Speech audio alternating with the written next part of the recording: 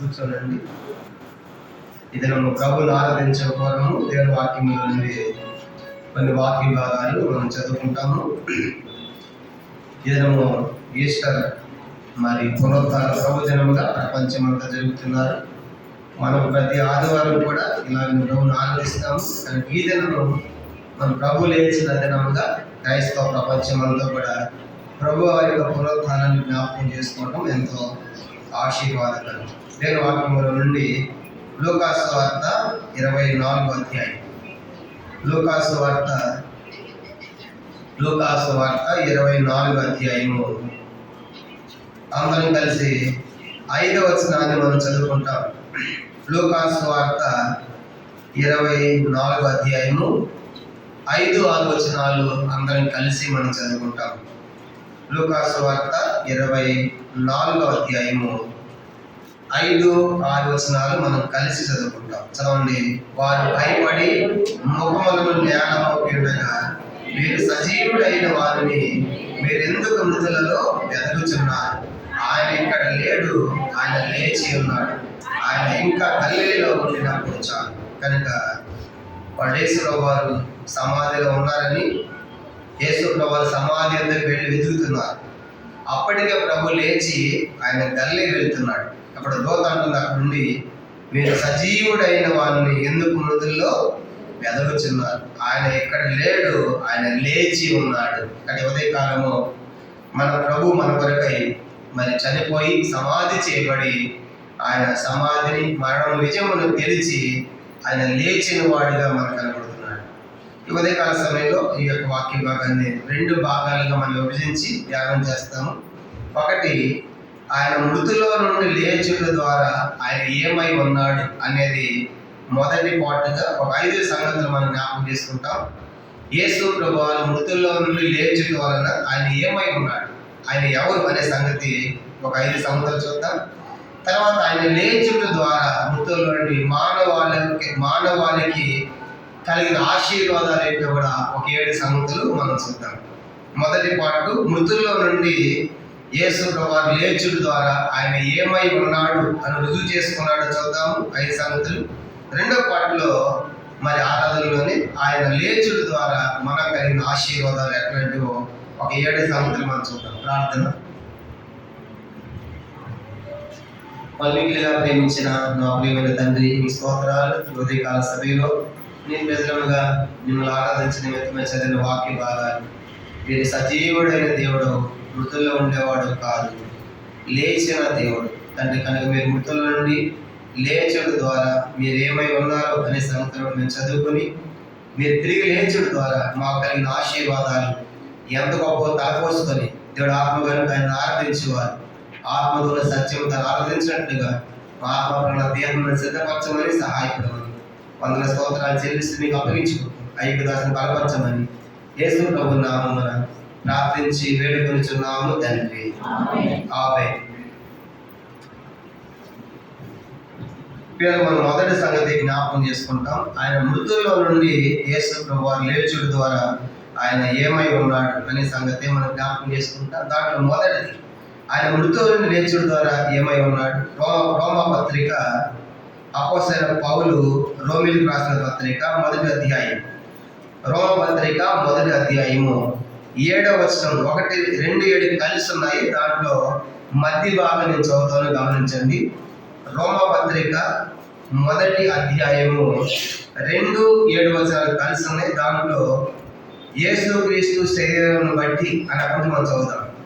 రోమా పత్రిక 1వ అధ్యాయము 2-7 కలిసి ఉన్నాయి. మధ్యలో చూడండి, యేసుక్రీస్తు శరీరమును బట్టి దావీదు సంతానముగాను, మృతుల్లో నుండి పునరుత్థానుడైనందున పరిశుద్ధమైన ఆత్మను బట్టి దేవుని కుమారుడుగాను ప్రభావముతో నిరూపింపబడిన. చాలండి, అందరూ చెప్పండి మాట. యేసుక్రీస్తు పునరుత్థానుడైనందున పరిశుద్ధమైన ఆత్మను బట్టి దేవుని కుమారుడుగా ప్రభావముతో నిరూపింపబడెను. కాబట్టి ఆయన తిరిగి లేచుడు ద్వారా ఆయన దేవుని కుమారుడే అని ఆయన రుజువు చేయబడ్డాడు.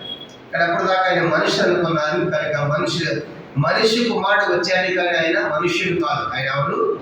దేవుని కుమారుడు. ఎప్పుడైతే తిరిగి లేచాడో దాన్ని బట్టి అర్థమైంది, అమ్మ ఆయన సామాన్యమైన మనిషి అనుకున్న మనిషి కాదు, ఈయన నిజముగా దేవుని కుమారుడే. అది పుట్టబోయేటప్పుడు దూత కూడా ఏమని చెప్పింది? లోక 1:35లో పుట్టబో శిశువు పరిశుద్ధులై దేవుని కుమారుడు అనబడతాడని చెప్పింది. కానీ ఆనాటి వాడు మరియ కుమారుడు, యేసేపు కుమారుడు, వడ్లవాని కుమారుడు అని అనుకున్నారు. కానీ మృతుల్లోంచి తిరిగి లేచిన తర్వాత ఈయన యేసేపు కుమారుడు, మరియల వడ్లవాని కుమారుడు కాదు, ఈయన ఎవరు? దేవుని కుమారుడు. చమేశ్వరు ఎవరంట? అందుకే ఆయన ఆరాధించాలి. కనుక ప్రభా నువ్వు పునరుత్థానం, నువ్వు దేవుని కుమారుడు రుజువు చేసుకున్నావు, అందుకని నీకు వందనాలు. రెండో సంగతి చూద్దాము. ఇది రోమపత్రిక 10వ అధ్యాయం. ఆయన మృతుల నుండి లేచుడు ద్వారా ఏమై ఉన్నాడని రుజువు చేసుకున్నాడు. రోమపత్రిక 10వ అధ్యాయం 9వ వచనం చదువుకుంటాం.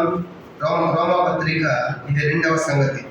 రోమీయులకు రాసిన పత్రిక 10వ అధ్యాయం 9వ వచనం అందరం కలిసి చదవండి. అదేమనగా యేసు ప్రభువుని నీ నోటితో ఒప్పుకొని దేవుడు మృతులలో నుండి ఆయనను లేపినని నీ హృదయమందు విశ్వసించినట్ల నీవు రక్షించబడదు. కనుక యేసు ప్రభువుని నీ నోటితో ఒప్పుకోవాలి, ఎందుకంటే ఆయన మృతులలో నుండి లేచాడు. రెండవదిగా ఆయన మృతులలో నుండి లేచుడు ద్వారా ఆయన ప్రభు అని నిరూపించబడ్డాడు. ప్రభు అంటే పాలించేవాడు, కనుక తన ప్రజలను పాలించేవాడు. కాబట్టి ప్రభు కనుక మనందరికి ఆయన ప్రభు. కాబట్టి లార్డ్, ఇంగ్లీష్ లో లార్డ్ అంటారు, కాబట్టి లార్డ్. కాబట్టి ఆయన పునరుత్థానుడైనందు రెండవదిగా ఈయన ప్రభు అని నిరూపించుకున్నాడు. దేవుని కుమారుడే కాదు, నేను సమస్తాన్ని కూడా పాలించేవాడు అని ఆయన రుజువు చేయబడ్డాడు. ఇది రెండవ సంగతి. మృతుల నుండి లేచుటను బట్టి ఆయన ప్రభు అని నిరూపణ జరిగింది. రెండవది. మూడవ చూద్దాం. ఎఫెసీ పత్రిక 3వ సంగతి. ఆయన మృతుల నుండి లేచుడు ద్వారా ఏమని నిరూపించుకున్నాడు? అపోస్తలుడైన పౌలు ఎఫెసీయులకు రాసిన పత్రిక 1వ అధ్యాయం 27 కలిసి ఉన్నాయి, చదువుకుంటాం. ఎఫెసీ పత్రిక 1వ అధ్యాయం ఇది 3వ సంగతి. ఎఫెసీ పత్రిక 1వ అధ్యాయము 20-21 వచనాలు కలిసి ఉన్నాయి, చదువుకుంటాం. ఆయన బలాతిశయము చేత క్రీస్తును మృతుల నుండి లేపి సమస్తమైన ఆధిపత్యము కంటేను, అధికారము కంటేను, శక్తి కంటేను, ప్రభుత్వము కంటేను, యుగమునందు మాత్రమే కాక రాబో యుగమునందును పేరు పొందిన ప్రతి నామము కంటేను ఎంతో హెచ్చుగా పరలోకము నందు ఆయనను తన కుడిపార్శ్వన కూర్చుండబెట్టుకొని ఉన్నారు. యేసు ప్రభువు మృతుల నుండి లేచుట ద్వారా సమస్తమైన ఆధిపత్యము కంటే, అధికారం, శక్తి, ప్రభుత్వం కంటే కూడా గొప్పవాడు. కానీ మూడోది ఏమైందంటే ఆయన మృతుల నుంచి లేచుడు ద్వారా ఈయన ఆధిపత్యము కలిగిన దేవుడు, అంటే సర్వాధికారం కలిగిన దేవుడు నిరూపించుకున్నాడు. మృతుల నుంచి ఎవరు లేస్తాడు? కనుక అధికారం ఉంటే కదా. అందుకేశ్వరే ఉన్నాడు, నా ప్రాణం పెట్టడానికి అధికారం ఉంది. యోహాను 16:18 వచనంలో మళ్ళా తిరిగి తీసుకోవడానికి కూడా నాకు అధికారము ఉంది అని ప్రభు చెప్పాడు. ఇప్పుడు మృతులు లేచుడు ద్వారా ఆయన సమస్తమైన ఆధిపత్యం, అధికారం, శక్తి, ప్రభుత్వము కంటే కూడా ఈయన గొప్పవాడు అని నిరూపించబడింది. కాబట్టి అదే ప్రభు వారు తిరిగి లేచిన తర్వాత ఏమన్నాడు? మత్తయి సువార్త 28వ అధ్యాయం అని చూస్తే తిరిగి లేచిన తర్వాత ఆయన మాట్లాడే మాట 18-19 వచనాల్లో, భూమి మీదను పరలోకమందు నాకు సర్వాధికారము ఇయ్యబడి ఉన్నది అంటాడు. కానీ తిరిగి మృతులోంచి లేచిన తర్వాత నాకు సర్వాధికారం. కానీ లేచిన తర్వాత ఈయన సామాన్యుడి కాదు, ఈయన దేవుని కుమారుడే, ఈయన ప్రభు పాలించేవాడు, యావత్ మానవాళి. అంత మాత్రమే కాదు, సమస్తమైన ఆధిపత్యం, అధికారం కంటే ఆయన గొప్పవాడని యావత్ మానవాళి ముందు నిరూపించుకున్నాడు. ఇది 3వ సంగతి. 4వ చూద్దాము. కనుక ఆయన మృతుల నుంచి తిరిగి లేచడం ద్వారా ఏమై ఉన్నాడు? 4వ సంగతి కొలస్సీ పత్రిక 1వ అధ్యాయం. కొలస్సీలకు రాసిన పత్రిక, కొలస్సీ పత్రిక 1వ అధ్యాయం 18వ వచనం మనం చదువుకుంటాము. కొలస్సీ పత్రిక, కొలస్సీలకు రాసిన పత్రిక 1వ అధ్యాయము 18వ వచనం. ఇది 4వ సంగతి. చదువుదాం. 18. సంఘము అను శరీరమును ఆయనే శిరస్సు, ఆయనకు అన్నిటిలో ప్రాముఖ్యము కలుగు నిమిత్తము ఆయన ఆది అయి ఉండి మృతులలో నుండి లేచుడులో ఆది సంభూతుడు. ఆయన మృతుల నుండి లేచుడు ద్వారా ఈయన ఆది సంభూతుడు నిరూపించుకున్నాడు. మృతుల నుండి ఆది సంభూతుడు కనుక కనుక ఆయనే మొదటి వాడు, కనుక ఆయనే ఆది, ఆయనే అంతం, ఆయనే అల్ఫా, ఆయనే ఒమేగా, ఆయనే ప్రారంభము, ఆయనే ముగింపు. కాబట్టి అది ఏం తెలియజేస్తాను నేను, ఆధిపత్యం కాకుండా ఆది సంభూతుడు. అందుకే ప్రకటన గ్రంథము ప్రకటన 1:5 ఇదే మాట చూస్తాం. ప్రకటన గ్రంథము మొదటి అధ్యాయం, ప్రకటన గ్రంథము మొదటి అధ్యాయము మనం గమనించామంటే చూడండి 5వ వచనం. ప్రకటన 1:5 మనం చదువుకుంటాం. ప్రకటన 1:5 చదవండి. నమ్మకమైన సాక్షియు, మృతులలో నుండి ఆది సంబోధుడిగా లేచిన వాడు, భూపతులకు అధిపతి అయిన యేసుక్రీస్తు నుండి, చాలా మృతుల నుండి ఆయన ఆది సంబోధ లేచాడు. కానీ ఆయన కంటే ముందు ఎవరు లేవలేదు. ఆయన తర్వాత ఆయన నమ్మిన వారిని లేపుతాడు ఆయన. కాబట్టి 4వ సంగతి ఏంటంటే నేను ఆది సంభూతుడు, ప్రథముడు, ప్రాముఖ్యం కలిగిన నిమిత్తము కానీ ఆయన ఆది సంభూతుడిగా లేచాడు. కాబట్టి 4వదిగా ప్రభా నువ్వు మృతులను లేచుడు ద్వారా దేవుని కుమారుడిని నిరూపించుకున్నావు, వందనాలయ్యా, నువ్వు దేవుని కుమారుడే. 2వదిగా ప్రభువుగా ప్రకటించుకున్నావు. 3వదిగా సర్వాధికారము, సమస్తమైన ఆధిపత్యము కంటే అధికారం కలిగిన దేవుడు నిరూపించుకున్నావు. సమాధి మీద, మరణం మీద విజయం పొందావు, వందనాలు. 4వదిగా ఆయన ఆది సంభూతులను నిరూపించుకున్నాడు. 5 చూద్దాము. మొదటి పేతురు పత్రిక మొదటి అధ్యాయం, పేతురు రాసిన మొదటి పత్రిక మొదటి అధ్యాయము 20వ వచనం కూడా చదువుదాము. మొదటి పేతురు పత్రిక మొదటి అధ్యాయము, పేతురు రాసిన మొదటి పత్రిక మొదటి అధ్యాయము 20వ వచనంలో కూడా చూద్దాము. ఆయన మృతుల్లో నుండి లేచుడు ద్వారా ఏమని ఆయన నిరూపించుకున్నాడంటే, పేతురు రాసిన మొదటి పత్రిక మొదటి అధ్యాయం 20వ వచనం చదవండి. ఆయన జగత్తు పునాది వేయబడక మునిపే నియమింపటి కానీ తన మృతుల నుండి లేపి తనకు మహిమనిచ్చిన దేవుని ఎడల తన ద్వారా విశ్వాసమైన మీ నిమిత్తము కడవరి కారణం లేదు ఆయన ప్రత్యక్ష పరచబడి. చాలండి. మృతుల్లో నుండి లేపి తనకు మహిమనిచ్చిన దేవుడు, కనుక మృతుల నుంచి లేచిన ద్వారా ఆయన మహిమ కలిగిన వాడు నిరూపించుకున్నాడు. కనుక యేసు ప్రభువారు మహిమలు చేసేవాడు. కానీ ఆయన బ్రతుకున్నప్పుడు మహిమ చూపించాడు. అందుకే అన్నాడు, మార్త నీవు నమ్మిన యెడల దేవుని మహిమను చూస్తా ఉన్నాడు. యోహాను 11:40. కనుక ఇప్పుడు అంటాడు కదా, మృతులను లేచుడు ద్వారా ఆయన మహిమ కలిగిన దేవుడిని నిరూపించబడ్డాడు. అందుకే మనము దేవుడిని ఆరాధించాలి. దేవుడు మనకి ఏమై ఉన్నాడు చెప్పండి. ఏమైనాడు మనకి దేవుడు? మృతుల నుండి లేచుడు ద్వారా ప్రభు మనకి ఏమై ఉన్నాడు? ఆయన దేవుని కుమారుడు. 2వదిగా ఆయన ప్రభు అని నిరూపించుకున్నాడు. అందుకు 3వదిగా ఆయన ఆధిపత్యం, అధికారం కలిగిన దేవుడు నిరూపించుకున్నాడు. 4వదిగా ఆది సంభూతుడు అని చూసుకున్నాడు. 5వదిగా మహిమ కలిగిన దేవుడుగా మనకి ఆయన నిరూపించుకున్నాడు. ఒకవేళ యేసు ప్రభు వారు మృతుల నుండి లేవలేదనుకోండి, అందరి సమాధుల్లాగా యేసు సమాధుడు ఖాళీగా ఉంటే ఈరోజు బహుశా మనకి ఉండేవాడమేమో ఉండేవాడు కాదేమో. ఎందుకంటే ఆయన లేకపోతే ఎట్లా ఉండేది మానవాళి పరిస్థితి? మొదటి కొరింథీ పత్రిక 15వ అధ్యాయం చూడండి. యేసు ప్రభువారు సమాధుల నుంచి, మృతుల నుంచి లేచి ఉండకపోతే ఏం జరిగేదో కొన్ని సంగతులు చూద్దాం. మొదటి కొరింథీ పత్రిక 15వ అధ్యాయం చూడండి. 15వ అధ్యాయము మొట్టమొదటి 17వ వచనం. ఇక్కడ 7 సంగతులు చూద్దాం. ఆయన మృతుల నుంచి లేచి ఉండకపోతే ఏం జరిగేది? ఇప్పుడు లేచి ఏమైనా చూసుకున్నాము. ఆయన లేచి ఉండకపోతే ఏం జరిగేదంటే, మొదటి కొరింథీ పత్రిక 15వ అధ్యాయము 17వ వచనం చదవండి. క్రీస్తు లేపబడని యెడల మీ విశ్వాసము వ్యర్థమే, మీరు ఇంకా మీ పాపములోనే ఉన్నారు. కాబట్టి ప్రభువు లేచి ఉండకపోతే మనం పాపములోనే ఉండేవాళ్ళం, మనం పాప పరిహారం ఉండేది కాదు. కనుక ఆయన లేచాడు కాబట్టి మన పాపానికి పరిహారం దొరికింది. కనుక ఆయన లేచి ఉండకపోతే మనం పాపములోనే ఉండేవాళ్ళం. ఆ తర్వాత మన విశ్వాసం కూడా వ్యర్థమే. ఇంకా ఏం జరిగేది? 15వ అధ్యాయము 14వ వచనం చూడండి. 15వ అధ్యాయం 14వ వచనం. ఇదే 15:14. మరియు క్రీస్తు లేపబడి ఉండని యెడల మేము చేయి ప్రకటన వ్యర్థమే, మీ విశ్వాసమును వ్యర్థమే. కనుక క్రీస్తు లేచి ఉండకపోతే మన సువార్త చేయాల్సిన పని ఉండేది కాదు. చెప్పండి. చేతులు తిరిగి లేచి ఉండకపోతే ఏంటి? ఆయన తిరిగి లేచి నమ్ముకోండి అని చెప్పే సువార్త ఉండేది కాదు. కనుక ఆయన తిరిగి లేకపోతే మనం పాపంలోనే ఉండేవారు. ఆయన తిరిగి లేకపోతే సువార్త ప్రకటన వ్యర్థమైపోయేది, సువార్త ప్రకటన ఉండేదే కాదు. ఇంకా తిరిగి లేచి ఉండకపోతే ఇంకేం జరిగేది? 15వ వచనం. మొదటి కొరింథీ పత్రిక 15వ అధ్యాయము 15వ వచనం. దేవుడు క్రీస్తును లేపెనని ఆయన గురించి మేము సాక్ష్యం చెప్పి ఉన్నాము కదా. కానీ ఇప్పుడు ఆయన తిరిగి లేచి ఉండకపోతే మనం ఏం చెప్పాల్సిన అవసరం లేదు, సాక్ష్యం కూడా చెప్పే పని లేదు కదా. అందుకే అపోస్తల కార్యాల్లో మేము సాక్షులం, కానీ యేసును దేవుడు క్రీస్తు గారు ప్రభు గారు లేపారు కాబట్టి దీనికి మేము అందరం సాక్షులం అని పదే పదే అపోస్తల కార్యాలు చెప్పారు. కారణం ఏంటి? ఆయన తిరిగి లేచాడు కాబట్టి. అందుకే అదే అంటారు, కనుక ఆయన తిరిగి లేచకపోతే ఆయన గురించి సాక్ష్యం కూడా చెప్పేవాడు కాదు. కానీ ఈరోజు ఆయన గురించి సాక్ష్యం లోకమంతా ప్రకటించబడుతుంది. ఆయన లేచాడు కాబట్టి మన పాపాలకు పరిహారం దొరికింది. ఆయన లేచాడు కాబట్టి సువార్త ప్రకటించబడుతుంది. ఆయన లేచాడు కాబట్టి ఆయన గురించి సాక్ష్య ప్రపంచం అంతా కూడా ప్రకటించబడుతుంది. ఆయన లేచాడని. ఇంకా ఆయన లేచినప్పుడు ఇంకేం జరిగేది?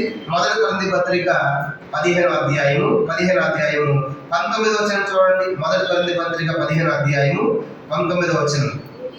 ఈ జీవిత కాలం మట్టికి మనం క్రీస్తునందు నిరీక్షించే వారమైన మనుషులందరికంటే దౌర్భాగ్యులమై ఉంటాము. ఈ జీవిత కాలం మట్టికి మనం క్రీస్తును నిరీక్షించే వారమైన అంటే అర్థం ఏంటంటే, యేసు తిరిగి లేచి ఉండకపోతే ఆయన మీద మనకు నిరీక్షణ ఉండేది కాదు. కనుక నిరీక్షణ లేని ప్రజలుగా ఉండేవాడు. అంటే ఆయనే లేవు, మనల్ని ఏం లేపుతాడు? ఆ దొంగ అన్నాడు కదా, కనుక నిన్ను రక్షించుకుని మమ్మల్ని కూడా రక్షించవచ్చు అన్నాడు కదా. అంటే ఆ దొంగకి నిరీక్షణ లేదు అని అర్థమైంది. యేసు కూడా లేచి ఉండకపోతే మనం కూడా ఆయన నిరీక్షణ ఉంచేవాళ్ళం కాదు. ఈరోజు మన నిరీక్షణ ఏంటంటే, ప్రభు లేచాడు, 4 దినాలు భూమి మీద ఉన్నాడు. ఆ తర్వాత ఆయన వెళ్తే ఏమని చెప్పాడు?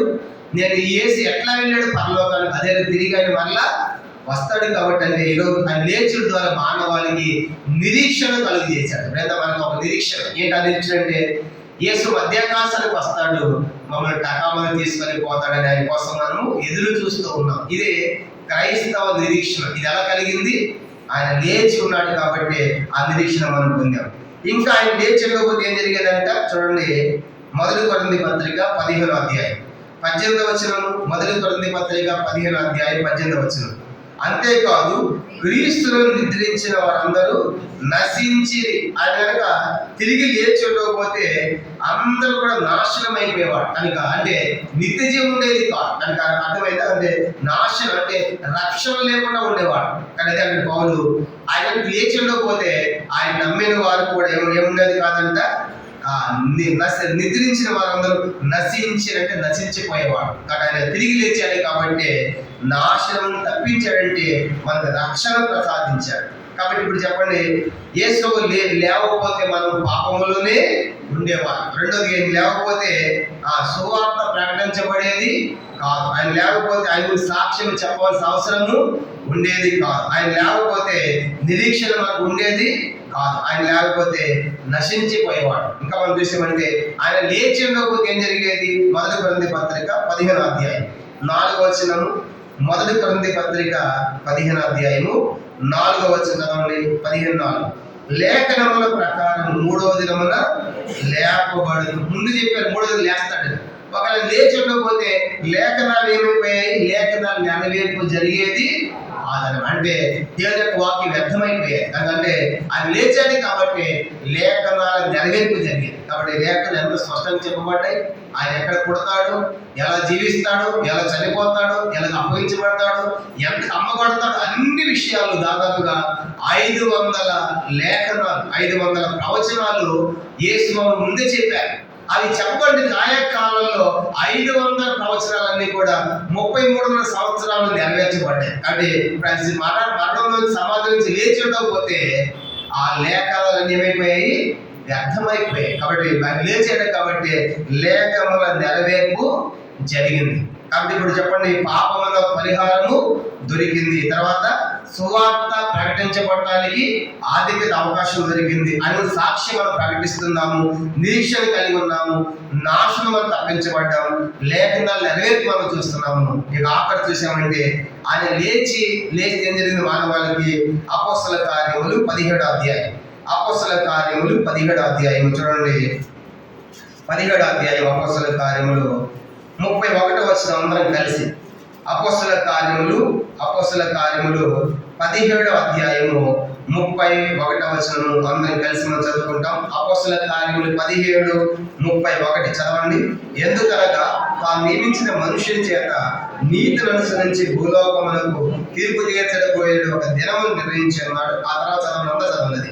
మృతుల్లో నుండి ఆయన లేపినందున దీన్ని నమ్ముటకు అందరికీ ఆధారము కలిగేస్తున్నాడు. మృతుల్లో యేసు ప్రభు లేచుడు ద్వారా అందరికి ఏముందంట? ఒక ఆధారం. ఈరోజు మనం పోయి చూసామంటే యేసు వారి సమాధి మనకు ఒక ఆధారం. ఎందుకంటే ఆ సమాధి తెరవబడి ఖాళీగా ఉంది.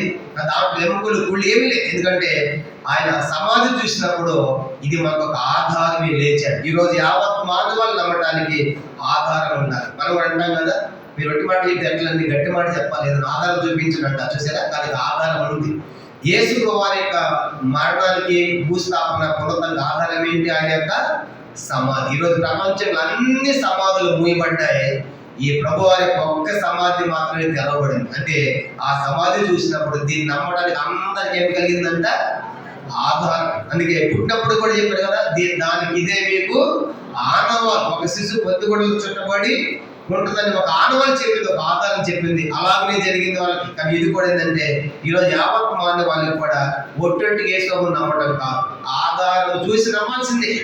ఆధారం చెప్పిన తర్వాత ఎవిడెన్స్ వచ్చిన తర్వాత కాదు అనడానికి వీలు లేదన్నమాట. కాబట్టి ఇలా వేసుకోవాలి. ఈరోజు ఈ ప్రపంచం అంతటికి కూడా ఒక ఆధారం ఉంది. ఆయన లేచాడు అనేటువంటి ఆధారము కనుక అందరు నమ్మటానికి ఇది ఆధారమైంది. అందుకే ఈరోజు చాలా మంది ఒక కులం కాదు, మతము కాదు, దేశము కాదు, ప్రాంతము కాదు, వర్గం అందరూ నమ్ముతారు. కారణం ఏంటంటే అది వాస్తవం, అది నిజం, అది సత్యం, అది జరిగింది కాబట్టి ఆధారం ఉంది కాబట్టి నమ్ముతున్నారు. కాబట్టి ఈరోజు మనకేం జరిగిందంటే ఆయన నమ్మటానికి ఒక ఆధారాన్ని మనకు కలుగు చేశాడు. ప్రభా, ఎంత గొప్ప దేవుడు! ఒక నిరీక్షణ లేకుండా ఆధారం లేని ప్రజలు ఉన్నట్టు మమ్మల్ని జ్ఞాపకం చేసుకున్నావు. మా పాపాలు పరిహారం ఇచ్చావు, మాకు నిరీక్షణ ఇచ్చావు, మాకు ఒక ఆధారం ఇచ్చావు కనుక అనుబడి మన దేవులను ఆరాధించాలి.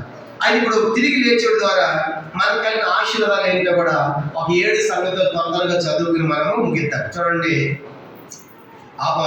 ఆ తిరిగి లేచుడు ద్వారా, ఆయన మృతులను తిరిగి లేచుడు ద్వారా మనకు కలిగినటువంటి ఆశీర్వాదాలు ఏంటి? ఒక 7 సంగతులు చదువుకొని మనం ముగిద్దాం. మొట్టమొదటిది పేతురు రాసిన మొదటి పత్రిక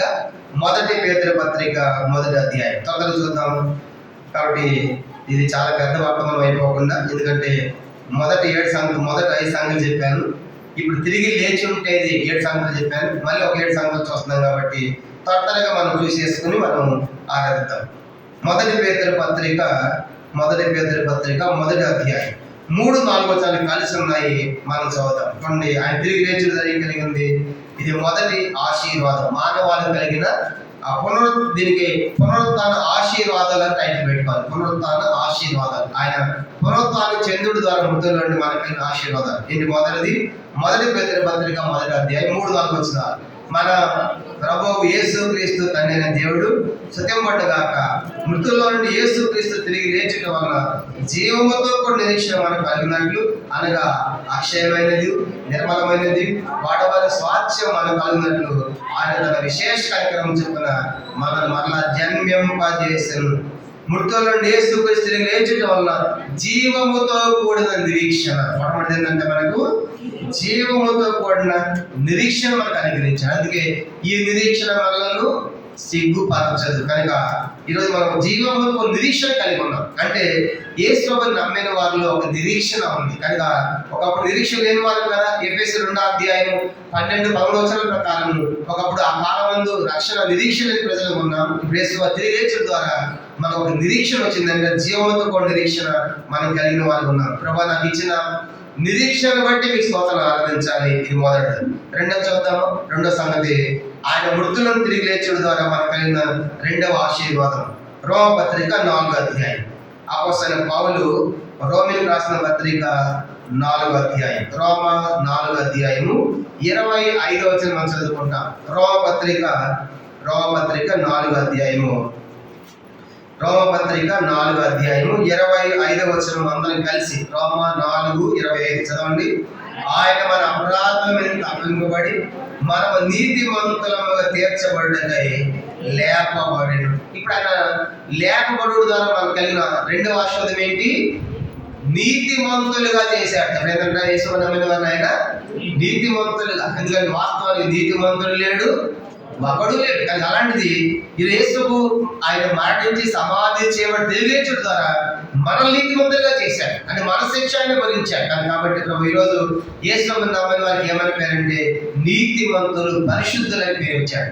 రెండవది, ప్రభు నీ యొక్క మరణ భూస్థాన పునరుత్థానం ద్వారా నాకు నీతిని ప్రసాదించావు, నన్ను నీతివంతునిగా చేశావు, నీ పొందనాలే. ఇది రెండవ సంగతి. అందుకే గలతీ పత్రికలో మనం చూస్తాం కదా, గలతీ పత్రిక 3వ అధ్యాయం 12-13 వచనాల్లో ఆత్మను గురించిన వాగ్దానము విశ్వాసం మనకు లభించినట్లు అబ్రహాము పొందినట్లు ఆశీర్వచనము అన్ని జనములు మనం కలుగుతాయి.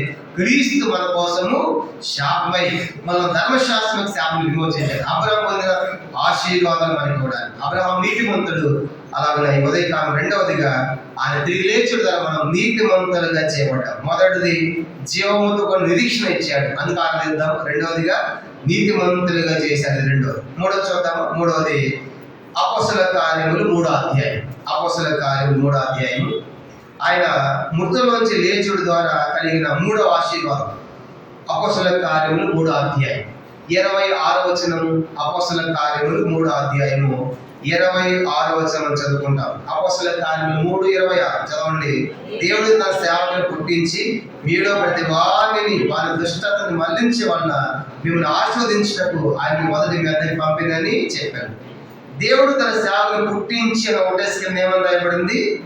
లేపి అని చూస్తాం. అంటే యేసువారిని లేపుడు ద్వారా, యేసువారి లేచుడు ద్వారా సమాధిలో నుండి ప్రతి వారిని వారి దుష్టాత్వాన్ని మళ్లించి మనల్ని ఆశీర్వదించాడు. ప్రభా, నా దుష్టాత్వాన్ని తొలగించావు, నన్ను ఆశీర్వదించావు. ఇది ఎలా కలిగిందంటే ఆయన లేచుడు ద్వారా. అంటే దుష్టత్వం నుండి మళ్లించబడి ఆశీర్వాదం మనం తీసుకెళ్తున్నాడు. అయితే ఆయన లేచుడు ద్వారా మనకు కలిగిన 3వ ఆశీర్వాదం. మొదటిది ఏంటి?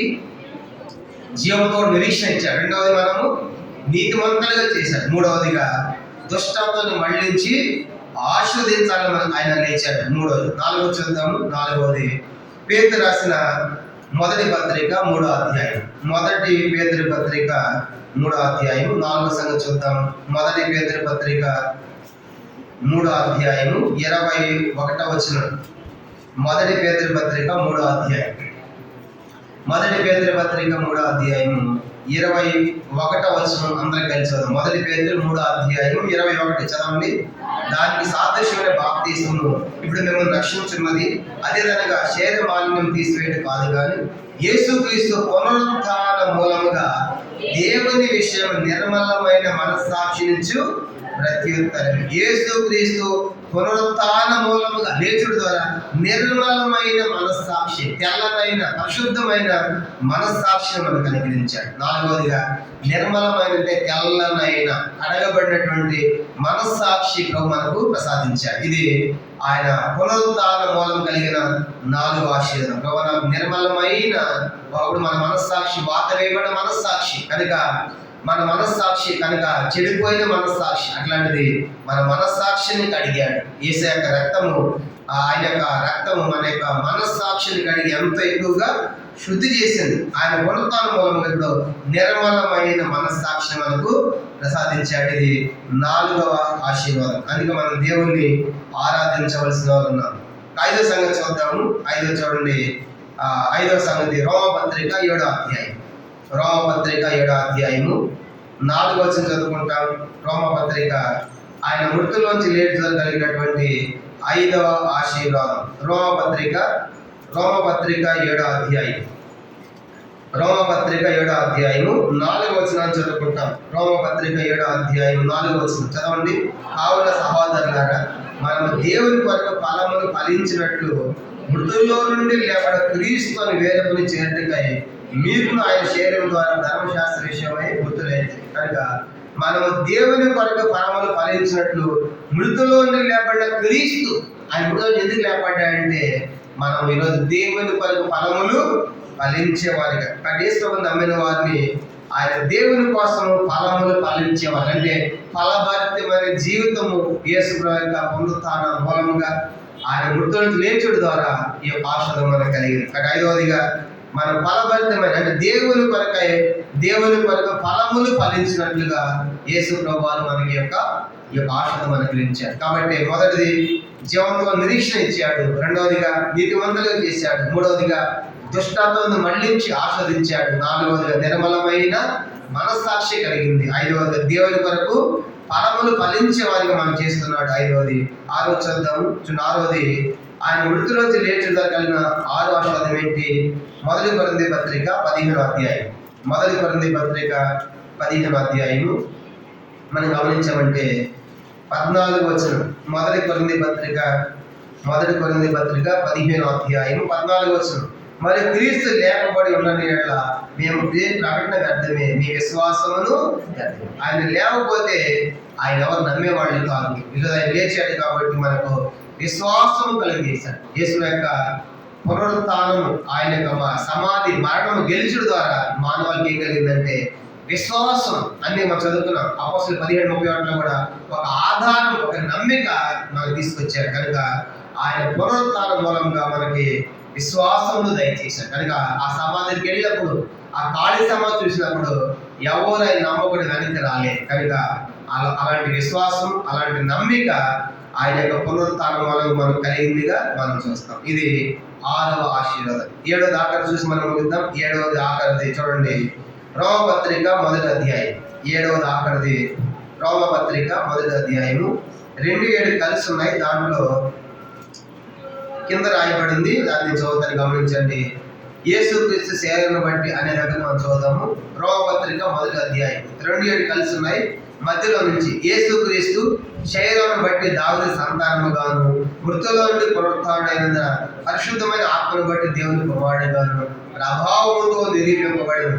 ఈయన నామము నిమిత్తము సమస్త జనులు విశ్వాసమును విధేయులైనట్టు ఈయన ద్వారా మేము కృపను అపోస్తలత్వమును పొందితిమి. తర్వాత చదవండి అపచవములైన మీరును వారిలో ఉన్నవారే యేసుక్రీస్తు వారిగా ఉండుటకు పిలువబడి ఉన్నారు. కనుక ఇది మనం యేసుక్రీస్తు వారిగా పిలువబడ్డాం. ఎందుకు?